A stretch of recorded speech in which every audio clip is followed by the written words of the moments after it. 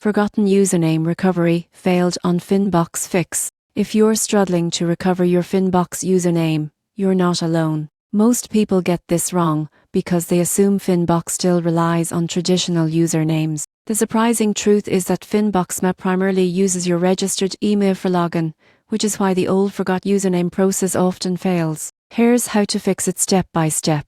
Step 1. Open the Finbox app or website and enter the email link to your account instead of a username. If you're unsure which email you used, check your inbox for past messages from Finbox, such as account updates or financial alerts. Step 2. If you've forgotten your password, click Forgot Password and follow the instructions sent to your registered email. Be sure to check your spam or junk folder if the email doesn't arrive immediately. Step 3. If you originally signed up using a third-party login, like Google or Apple, make sure to use the same method to log in. Many failed recovery attempts happen because users switch login methods. Step 4. If you still cannot access your account, contact Finbox support. Provide your full name, registered email, and explain that forgotten username recovery failed. The support team will verify your identity and help restore access securely. Most users assume their account is lost or locked, but the reality is simple. Finbox removed usernames to streamline login and improve security.